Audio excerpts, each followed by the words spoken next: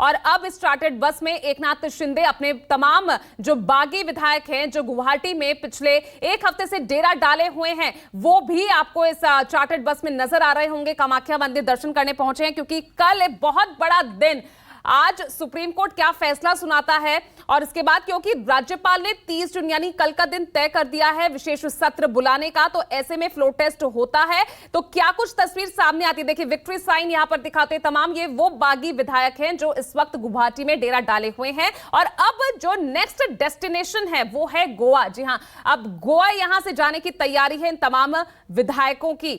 Plane तैयार है, bookings हो चुकी है, फ्लाइट चार्टर्ड फ्लाइट भी रेडी है। बस अब देखना होगा कि किस वक्त यहां से कामाख्या मंदिर में दर्शन करने के बाद निकलते हैं। हालांकि शाम 4 बजे का वक्त रखा गया है, जो बताया जा रहा है कि शाम 4 बजे तक गोवा पहुंच जाएंगे सभी बागी विधायक। फिलहाल आप ये चार्टर्ड बस देख रहे हैं, गुवाहाटी के होटल से रवाना हुए हैं इसी बस में बैठकर तमाम वो विधायक। कुमार गौरव हमारे साथ सीधा जुड़ गए हैं और इसी काफिले को फॉलो करते हुए आइए सीधा मैं पहले कुमार गौरव का ही रुख कर लेती हूं। कुमार गौरव, बस निकल पड़ी है, क्या कुछ अपडेट वहां से मिल रहा है? दर्शन करने के बाद मां कामाख्या के क्या प्लान?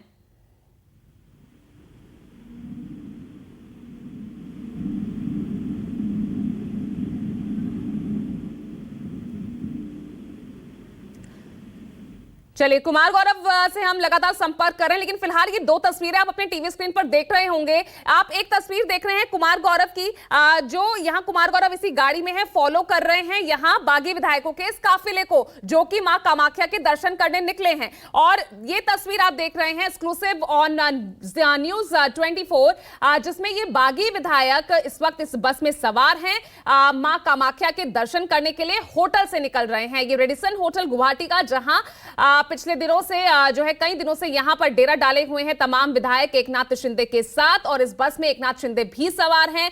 मां कामाख्या के दर्शन करेंगे, आशीर्वाद लेंगे, क्योंकि कल एक बहुत बड़ा दिन है महाराष्ट्र की सियासत का। कल एक बहुत बड़ा दिन कहा जा सकता है क्योंकि बात अब फ्लोर टेस्ट पर आ गई है। राज्यपाल ने बहुमत साबित करने का आदेश दे दिया है, तो ऐसे में कल क्या कुछ तस्वीर होगी, क्योंकि इससे पहले गुवाहाटी से गोवा पहुंच रहे हैं ये तमाम विधायक। और चलिए कुमार गौरव का सीधा मैं रुख करती हूँ। कुमार गौरव, तस्वीरें दिखाइए, काफिले को आप फॉलो कर रहे हैं, यहाँ आज क्या कुछ रणनीति बनाई जा रही है, क्या कुछ स्ट्रेटेजी यहाँ दिख रही है आपको शिंदे गुट की?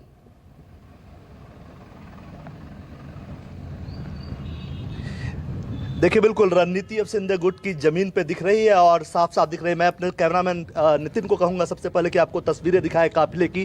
काफ़ी पुलिस सुरक्षा, कम से कम 10 पुलिस की गाड़ी आगे, 10 पुलिस की गाड़ी उस बस के पीछे है, जिसमें एकनाथ शिंदे अपने जो बागी विधायक हैं शिवसेना के, उनके साथ सवार हैं और कुछ निर्दलीय विधायक भी उसमें हैं, कई महिला विधायक भी उसमें हैं। और ये सभी अभी रेडिसन ब्लू होटल से निकले हैं और मां कामाख्या के दर्शन करेंगे। आज सुबह 7 बजे के आसपास एकनाथ शिंदे जो इस बागी गुट के नेता हैं, उन्होंने दर्शन किया था, लेकिन अभी फिर वो दूसरी बार विधायकों के साथ बस में बैठकर और पहली सीट पे बैठे हैं, लीडर वाली सीट पे बैठे हैं और वहाँ से निकले हैं और विक्ट्री साइन दिखाते हुए मां कामाख्या के दर्शन के लिए वो जा रहे हैं। जाहिर सी बात है, पिछले कुछ दिनों से जो पहले सूरत और फिर उसके बाद गुवाहाटी का जो रास्ता रहा एकनाथ शिंदे ग्रुप का, शुरुआत में कम विधायकों की संख्या से इन्होंने शुरुआत की थी, कम बागी विधायक थे, धीरे धीरे वो कारवां बढ़ता गया और इतना बढ़ा कि अब जो उद्धव ठाकरे जिस परिवार के पास एक तरह से कहा जाता है कि शिवसेना है, उनके पास विधायकों की जितनी संख्या है उसमें दुगने से ज़्यादा विधायकों की संख्या शिंदे ग्रुप के पास है, शिंदे के पास है। तो कुल मिलाकर आज का इनका कार्यक्रम है, चूंकि आज इनका आखिरी दिन है गुवाहाटी में, पिछले 7-8 दिनों से ये लोग टिके हुए थे। आज माँ का दर्शन भी कर रहे हैं। कामाख्या, आसाम कोई भी आता है गुवाहाटी तो कामाख्या माँ के दर्शन जरूर करता है, अपनी मन्नतें मांगता है, काफ़ी सिद्ध पीठ माना जाता है इसे। इसके अलावा दूसरी बात जो उन्होंने की है, आज चूँकि लगातार क्रिटिसिज्म हो रहा था यहाँ की बीजेपी सरकार का कि असम में बाढ़ है और मुख्यमंत्री और उनकी सरकार दूसरे राज्य में बीजेपी की सरकार बनवाने के लिए किसी तीसरे दल के नेताओं को यहाँ पनाह दिए हुए हैं और राज्य की जनता बेहाल है। एक अच्छा मैसेज देने के लिए एकनाथ शिंदे और उनके साथ जो टोटल 51 लोग हैं, उन लोगों ने मिलकर असम के मुख्यमंत्री रिलीफ फंड में 51 लाख रुपए आज दान दिए हैं, जो कि जो बाढ़ पीड़ित असमवासी हैं उनकी मदद के लिए दिया गया है। और आज के कार्यक्रम की मैं बात करूं तो अभी कामाख्या देवी के दर्शन के बाद फिर से ये लोग वापस होटल लौटेंगे। वहां कुछ देर आराम करने के बाद 4 बजे 4:30 बजे के आसपास स्पाइस जेट की एक फ्लाइट चार्टेड प्लेन बुक किया गया है, बड़ा जहाज एयरबस बुक किया गया है, जिसमें सभी विधायक एक साथ बैठकर गोवा पहुंचेंगे। गोवा पहुंचने के पीछे की वजह यह है कि चूंकि गुवाहाटी में लगातार मौसम खराब हो रहा है और राज्यपाल ने कल शाम 5 बजे तक का बहुमत परीक्षण के लिए वक्त दिया है एमबीए सरकार को। ऐसी स्थिति में इनका जो ग्रुप है, ये शिंदे ग्रुप है, लगभग 50 लोग जिनके साथ हैं, 39 शिवसेना के हैं, बाकी निर्दलीय हैं, 2 विधायक दूसरी छोटी पार्टियों के हैं। तो ऐसी स्थिति में महाराष्ट्र पहुंचने के लिए सबसे नज़दीकी और सेफ जगह गोवा है। तो आज ये लोग 4:30 बजे फ्लाइट में बैठकर गोवा के लिए उड़ेंगे, 6:30-7 बजे वहां पहुंचेंगे और कल फिर सुबह 40 से 50 मिनट की फ़्लाइट तय करके सीधा मुंबई एयरपोर्ट से ये लोग विधानसभा में जाएंगे, जहां मतदान होना है सरकार का। और जाहिर सी बात है कि अपोजिशन यानी कि बीजेपी ने सरकार के खिलाफ मांग की है मतदान की। तो ऐसी स्थिति में ये सभी विधायक जो कि पहले से ही नाराज हैं यहाँ हैं, ये सभी विधायक उद्धव सरकार के खिलाफ वोट करेंगे। और संख्या बल के लिहाज से ये साफ है कि उद्धव ठाकरे की सरकार कर गिर जाएगी। हालांकि ये एक और बात है कि ये मामला आज सुप्रीम कोर्ट में भी है, 5 बजे के आसपास सुनवाई है, और अगर उसमें फ्लोर टेस्ट को टालने की कोई बात आती है, वैसी स्थिति में भी अब ये लोग गुवाहाटी नहीं रुकेंगे, सीधा गोवा का रुख करेंगे और वहाँ से जो फ्यूचर कोर्स ऑफ एक्शन होगा वो करेंगे। लेकिन ये तय है कि एकनाथ शिंदे ग्रुप तैयार है। मुंबई के आप कह सकते हैं कि गुवाहाटी से गोवा और फिर मुंबई, यानी कि गुवाहाटी से मुंबई का रास्ता सीधा नहीं है, भाया गोवा शिंदे ग्रुप ले रहा है। और आज आप देखेंगे कि रात तक ये पूरी टीम गोवा पहुंच जाएगी। उसके बाद अगर कल मतदान होता है वहाँ बहुमत साबित करने के लिए, तो उसमें ये लोग पार्टिसिपेट करेंगे। जी बिल्कुल। और कुमार गौरव, इससे पहले भी इन विधायकों की कई तस्वीरें होटल के अंदर से भी आती रही है, जिसमें कुछ बुझे हुए चेहरे भी नजर आए थे, लेकिन आज तो तस्वीर एकदम ही अलग है। सभी के चेहरे खिले हुए हैं, एक अलग ही कॉन्फिडेंस इन सभी विधायकों के चेहरे से झलक रहा है।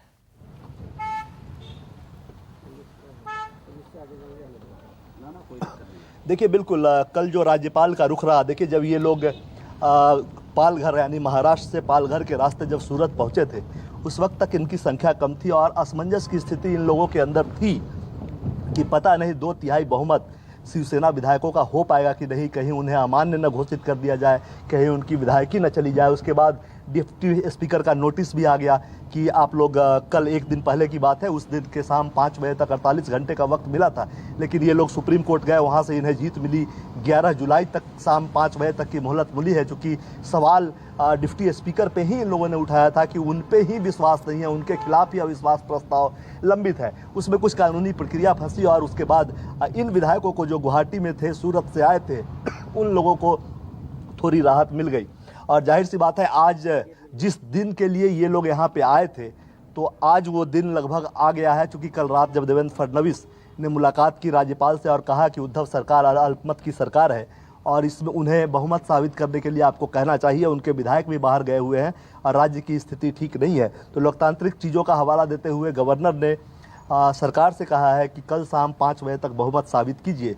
तो ये जो सारे विधायक यहाँ थे और इतने दिनों से इतनी कवायद चल रही थी, वो इसी दिन के लिए था। कल के दिन जो होना है, अविश्वास प्रस्ताव की बात, विश्वास मत वो हासिल करें उद्धव सरकार, इसी के लिए ये सारी प्रैक्टिस की जा रही थी इतने दिनों से। तो जाहिर सी बात है, ये एक बहुत बड़ी सफलता आप इसे कह सकते हैं ये जो बागी गुट है उसके लिए। और इसलिए आपको जो चेहरे पे वो जो विक्ट्री साइन दिखा रहे थे और चेहरे पे प्रसन्नता थी, वो उसी की है कि ये एक तरह से राजनीतिक लड़ाई का 60% खेल जो होता है वो ये जीत चुके हैं। 40% बचा है, जो कल विधानसभा में अगर बहुमत प्रस्ताव पे चर्चा होती है और वोटिंग होती है तो वो पूरा कर लेंगे।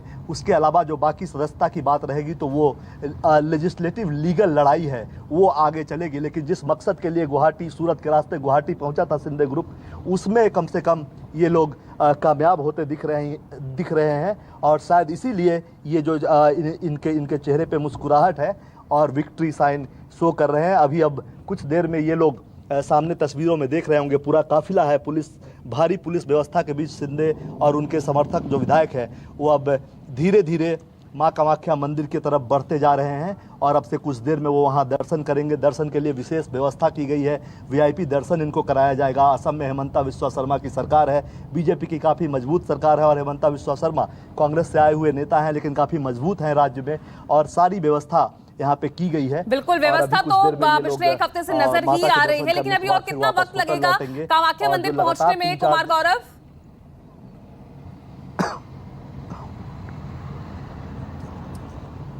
देखिए, लगभग 10 मिनट का वक्त और लगेगा, क्योंकि जैसा कि आपको मालूम है मां कामाख्या का मंदिर पहाड़ियों पे स्थित है और बड़ी बस है जिसमें विधायक है, साथ में एक बड़ा काफिला है पुलिस सिक्योरिटी का, और पहाड़ी रास्ता है इसलिए ये थोड़ा स्लो होता है, इसमें वक्त लगता है। आप सामने देख रही होंगी गाड़ियाँ काफ़ी धीमी रफ्तार से चल रही है। लगभग 10 मिनट के अंदर ये लोग कामाख्या मंदिर पहुंचेंगे और फिर वहां पे विशेष पूजा करेंगे और उसके बाद फिर वापस इसी रास्ते से वापस होटल पहुंचेंगे, जो कि और उसके बाद 3:30-4 बजे के आसपास होटल से ये लोग निकलेंगे गुवाहाटी को अलविदा कहते हुए महाराष्ट्र के लिए गोवा के रास्ते।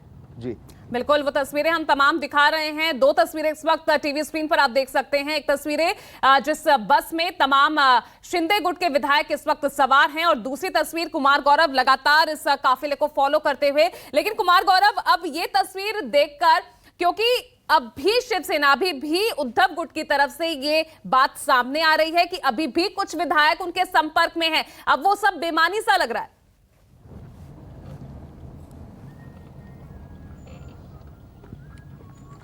देखिए, एटलीस्ट तस्वीरें देखकर और ये सारी चीज़ें जो तस्वीर दिखती है, जो संख्या बल दिखता है और लीडरशिप की जो स्वीकारता है एक नाथ शिंदे की, वो लगातार दिख रही है कि कैसे सारे तमाम विधायक उनके पीछे खड़े हैं। कम से कम ये देखकर जरूर लगता है कि मतलब जो उद्धव ठाकरे लगातार कह रहे हैं कि उनसे विधायक संपर्क में हैं, उस पर थोड़ी सी वो बात थोड़ी बेमानी लगती है। हालांकि देखिए, राजनीति में कुछ भी संभव है।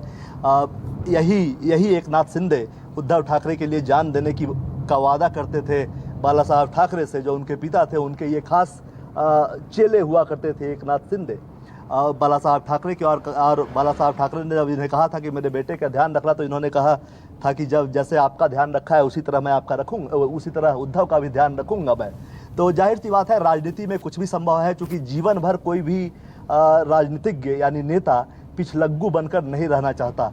अभी तक का सवाल ये था कि बाला साहब ने ये तय किया था कि उनके परिवार का व्यक्ति चुनाव नहीं लड़ेगा, जब तक वो जिंदा रहे उनके परिवार के लोगों ने चुनाव नहीं लड़ा। उनके जाने के बाद आज उद्धव ठाकरे बाद में मजबूरी में ही सही, जैसा वो कहते हैं कि उनको इच्छा नहीं थी, लेकिन शरद पवार ने कहा, किसी भी के भी कहने पर एक जो मैसेज था कि ठाकरे परिवार खुद राजनीति में नहीं आता, अपने लोगों के जरिए वो राजनीति करता है और अपने लोगों को सर्वोच्च पद पे बैठाता है। लेकिन यहाँ उल्टा हुआ, दावा बनता था एक नाथ शिंदे का, और उसके बाद शरद पवार के कहने पे उद्धव ठाकरे सीएम बन गए। उनके बेटे आदित्य ठाकरे चुनाव लड़े, विधानसभा का चुनाव लड़े, वो जीते, यानी ठाकरे परिवार भी अब राजनीति में आ गया।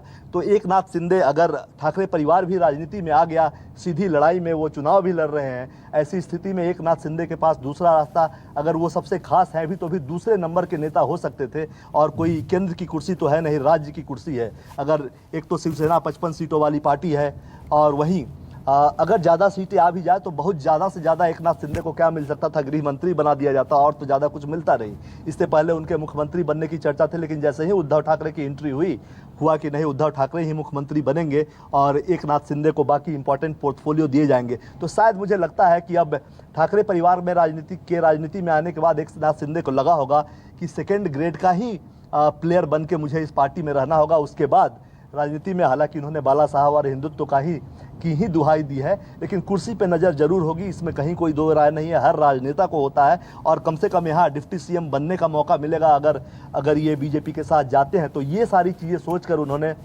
शायद अब ठाकरे परिवार से किनारा किया है। हालांकि असली शिवसेना संख्या बल के आधार पे होने का दावा एक नाथ शिंदे कहते हैं, ये लगातार कहते हैं कि बाला साहब की आत्मा हिंदुत्व थी और उससे मैं कभी समझौता नहीं करूंगा, लेकिन उनके बेटे और बाकी जो लोग हैं वो इस तरह का समझौता कर रहे हैं, इसलिए वो बाहर आए हैं। लेकिन राजनीति में कहा कुछ जाता है सामने, इंटरनली अपना लाभ भी देखा जाता है।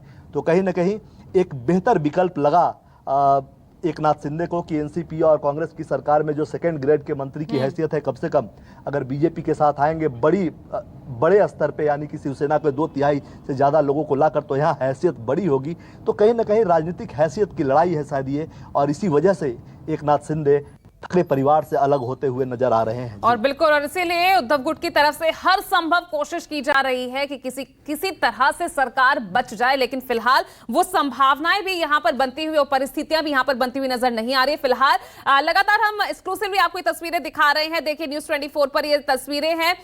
चार्टर्ड बस में सवार ये तमाम बागी विधायक, ये तमाम शिंदे गुट के विधायक हैं। और देखिए, 2 मेहमान भी हमारे साथ इस वक्त जुड़ गए हैं।